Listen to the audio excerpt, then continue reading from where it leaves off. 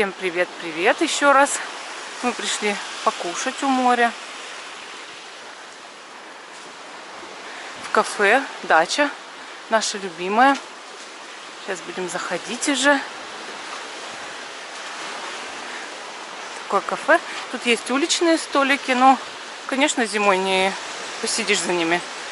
А летом вообще они все забиты всегда. Еще места не найдешь.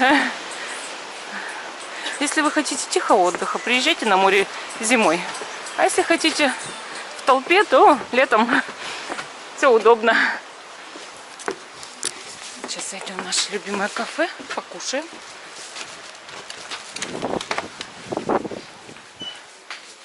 Игрушечки, елочка. Здравствуйте. Да, нам окошечко.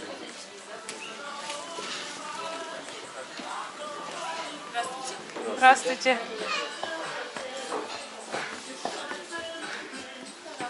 Спасибо. Мы всегда сидим за этим столом.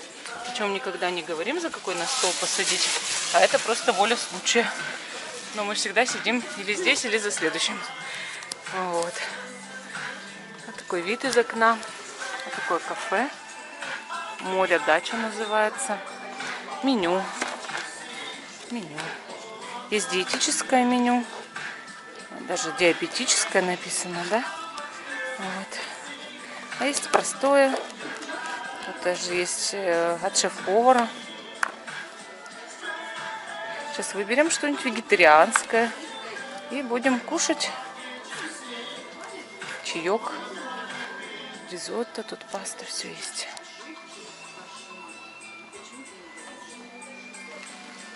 Такие столики. Приятные очень.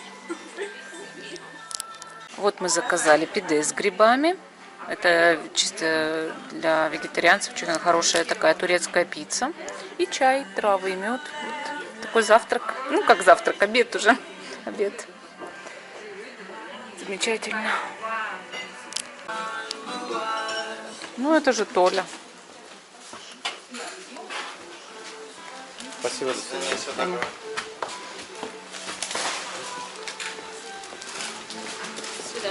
До свидания. Угу. А мы...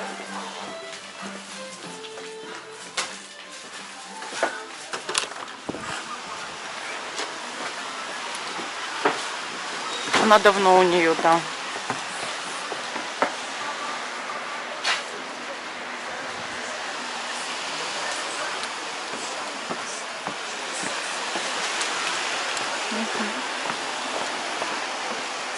Мы вышли из кафе. И вот смотрим на море. Ведем видеосъемку. Собачка унюхала нашу пиццу. Мы ребенку купили пиццу в ресторане. Чтобы его дома накормить, он, как всегда, дрыхнет весь день. И собачка унюхала пакетик и за нами увязалась. Такая вот собачка. Тут хорошие собачки, хорошие кошечки, все самые животные такие. Голуби, чайки, да? Вон чайки рядочком сидят. И замечательные. Вот мы гуляем. После кафе гуляем, радуемся жизни, дышим морским воздухом. Может быть, сегодня сходим в соляную пещеру, потому что моему мужу нужно кашель вылечить каким-то непостижимым образом. Он уже месяц кашляет. Вот. Превосходно. Итак, мы у входа в соляную пещеру. Называется она Ас-Соль, естественно. Вот. Мы сейчас попробуем сходить туда и подышать. Полечить Владимира Николаевича, чтобы ему стало полегче. Гораздо. Надеюсь, что ему это поможет. Вот вход. Туда вниз надо идти. Мы сейчас полностью с вами пройдем этот маршрут. Так, ага, часы работы. Сегодня до 20 часов. Значит, все хорошо. Должны нас принять. Спускаемся. Соляная пещера. Вот часы работы для вас, чтобы вдруг вы захотите тоже. Здравствуйте. Скажите, мы в гостинице взяли нашу... Нам нужно в соляную пещеру. Соляную пещеру. 250 рублей с человека. Двоих. Да. За двоих, да. Наличка без налога? Есть без налога? Конечно. Так, а где у вас раздевалка? Можно Ага, было здесь, здесь да? вот здесь. Хорошо.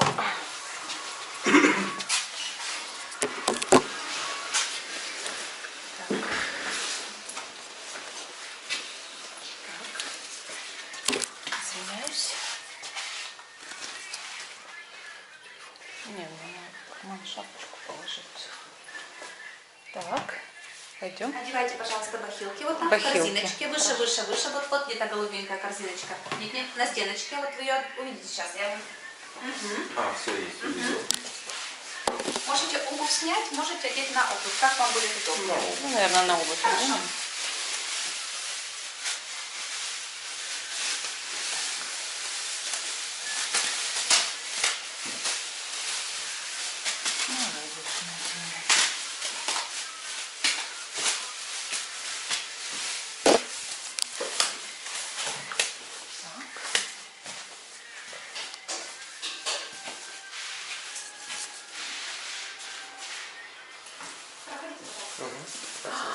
Красота какая. Присаживайтесь.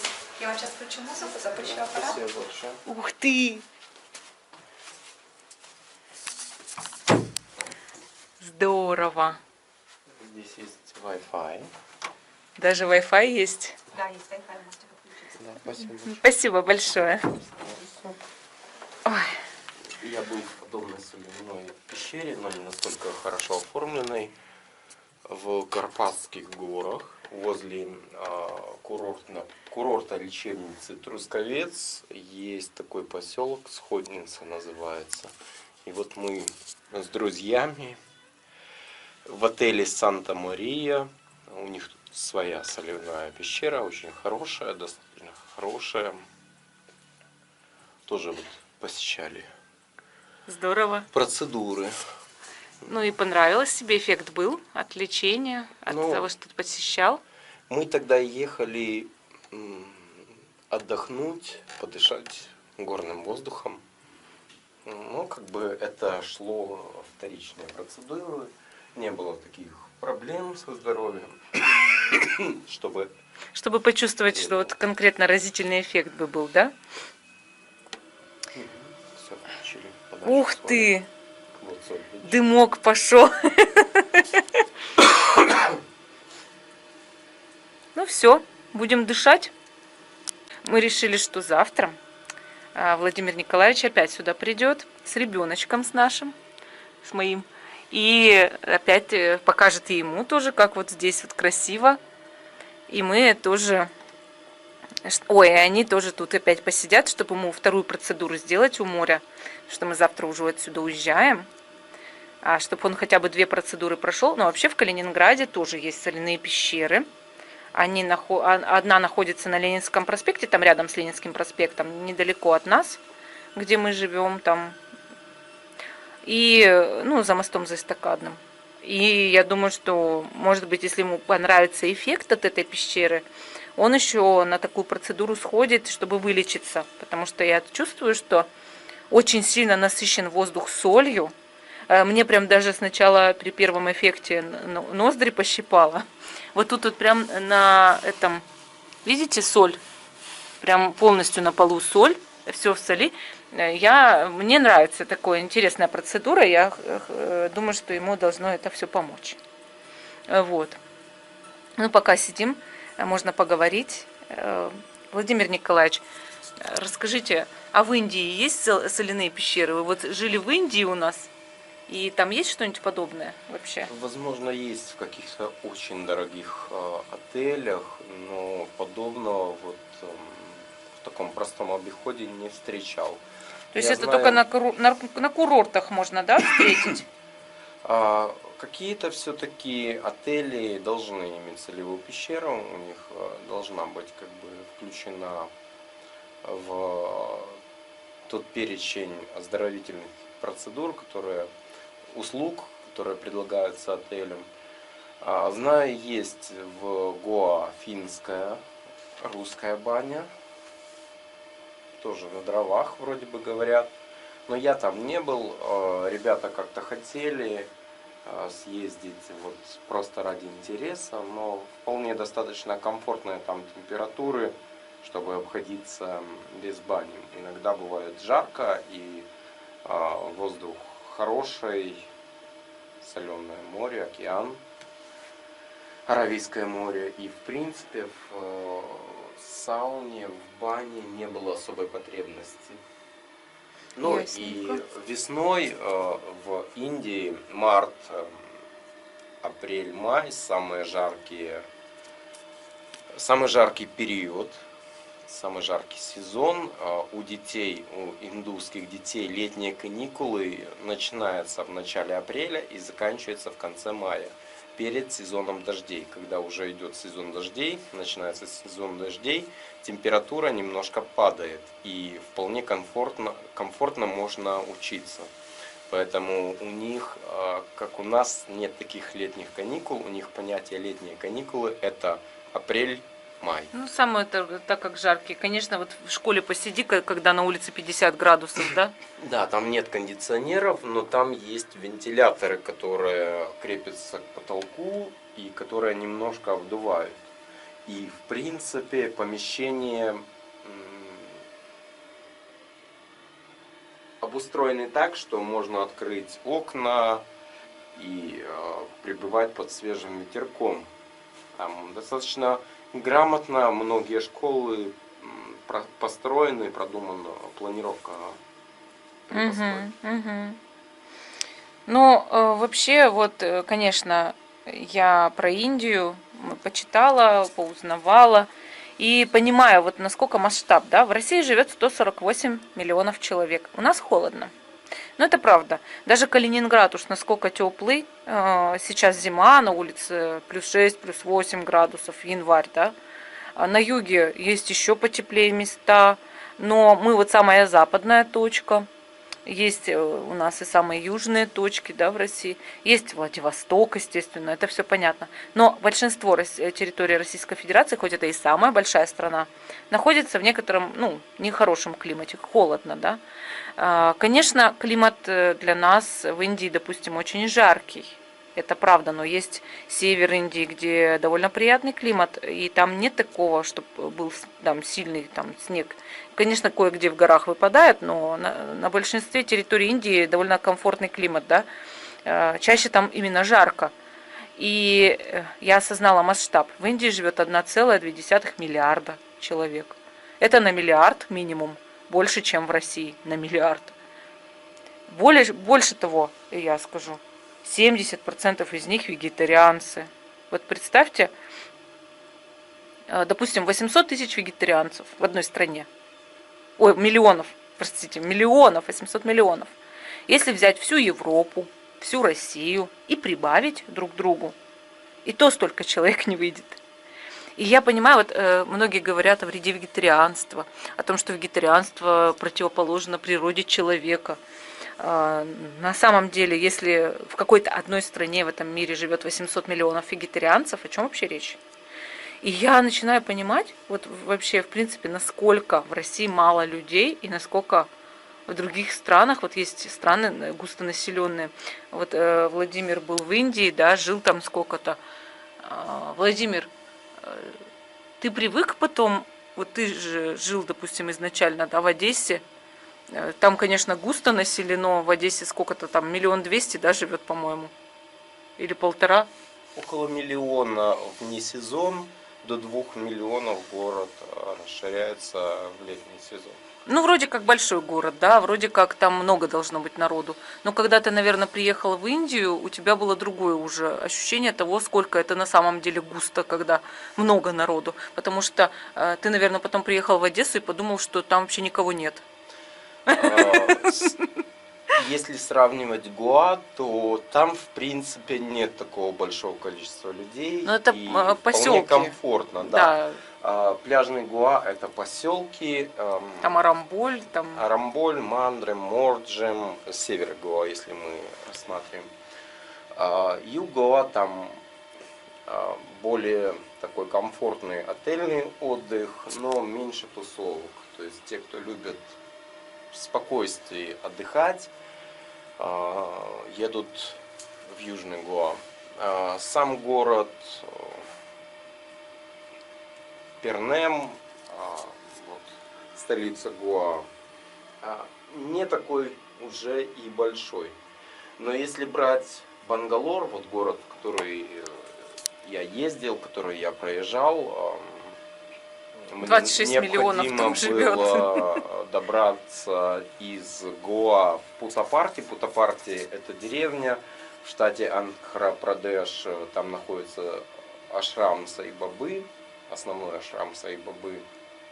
И вот Бангалор я проездом познакомился с ним проездом. Но впечатление, конечно, Москва не настолько большой город, как Бангалор. Ну там 26 миллионов живет, в Москве 12. Да, Вот и представьте масштаб вообще. говорят, всего лишь Бангалор 9 место занимает в списке самых населенных городов Индии. Вот вообще, мы когда, допустим, я вот была маленькая, мы в школе учились, и вот нам говорили, ой, какой большой город Нью-Йорк, Токио, Москва. Почему нам не говорили про Бангалор? В то время не было такого населения там. Дели, Бангалор, это вот Мумбай. Вот большие города. Вот большие, огромные, страшно огромные города. Что такое Москва по сравнению с Бангалором? Бангалор — это 2 Москвы. Представьте масштаб вообще. Вот любите ли вы большие города? Расскажите, пожалуйста, поделитесь с нами, потому что это просто даже масштаб потрясает. Я приехала в Питер, у меня началась, как это называется, боязнь больших расстояний и масштабов, да. Я приехала в Москву, мне там было жутко некомфортно. Я не знаю, что будет, если я приеду в Бангалор, но я приеду в Бангалор. Я обязательно приеду в Бангалор, но мне будет там некомфортно, потому что большие, огромные города. Вообще для нас, для особенно тех, кто живет в Европе, все-таки Калининград — это Европа, да, мы здесь там выезжаем спокойно в Польшу, там, в Литву, в Латвию, в Эстонию, в Германию, в Чехию. Это все мини. В каждой из этих стран маленькие городочки. Ты едешь, ты постоянно встречаешь поселочки, городочки. Ты в Варшаву, вот я приезжала в Варшаву, да, там старый город. Ты саму Варшаву даже смотреть не будешь. Да зачем тебе это нужно, да? Потому что это мегаполис, конечно, он там густонаселенный мегаполис, но ты его не будешь смотреть, ты придешь в старый город, потому что ты турист. А в старом городе все очень мило, все очень маленькое. И старый город, он выглядит очень компактно. Ты его можешь пройти за пару часов весь, все посмотреть. И народу там, ну, конечно, там есть народ, но там не так, как в мегаполисах, да, вот эта вот суета. Ты живешь там размеренной жизнью, ты приехал отдыхать, и ты турист, но тебе не нужно быть в суете. Что же будет, если приехать в Москву, да? Конечно, ты начинаешь суетиться, но, конечно, ты начинаешь жить в другом ритме. Вот, я, допустим, люблю, как Зеленоградск, такие города, и если я поеду в Индию, то я отдыхать буду в Гоа. Ну, поеду в Гоа сначала, чтобы хотя бы к ней как-то привыкнуть в любом случае, ну и мы вам все покажем обязательно. Ну что ж, дышим дальше.